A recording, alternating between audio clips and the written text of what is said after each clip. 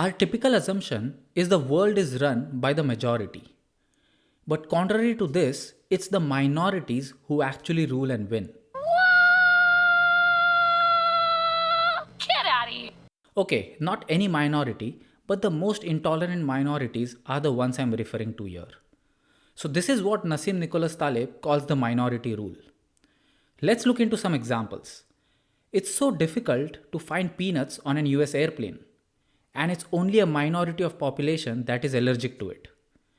The reason being that someone with a peanut allergy is intolerant to peanuts, but someone without the allergy is okay to eat items which don't have peanuts in them. This intolerant minority rule goes across different domains in our lives.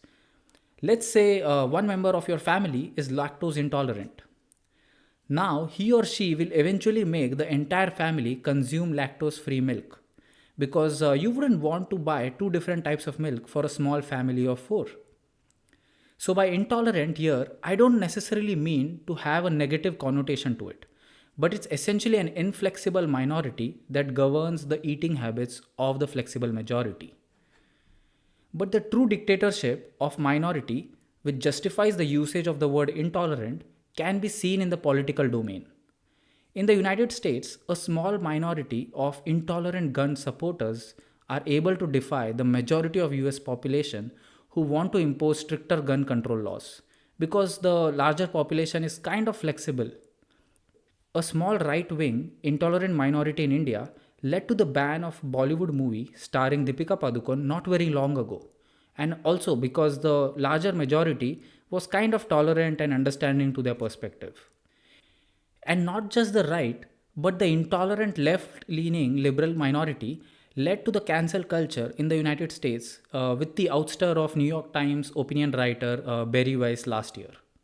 I can go on and on with examples of minority led dictatorship in all walks of our life, and that leads to censorship and cancel culture.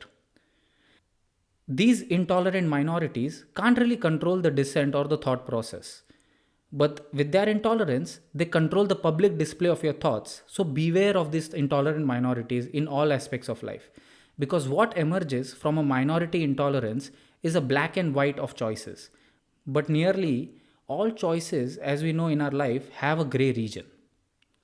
The time this minority rule fails is when the intolerant minority is in their own cocoon, meaning the intolerant minority is concentrated in one place. See ISIS. They had their run, but couldn't go beyond a region. The other time this minority rule fails is when the cost of tolerating is a lot for the majority. For example, if peanut free items costed 5 times more, then you would start seeing peanut filled items back into the airplanes. Related to this minority rule, there is this Popper Gödel paradox, which states that if a society is tolerant without limit, its ability to be tolerant is eventually seized or destroyed by the intolerant minority. So, Taleb actually says that we need to be more than intolerant with intolerant minorities to keep the tolerant system intact.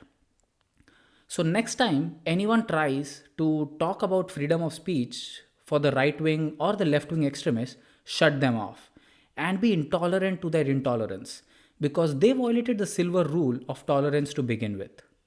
Or next time you want your wishes to be accepted by your group, just be intolerant. Oh no, it's bad. It's real bad.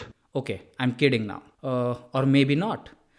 Until next episode, be curious, stay tuned.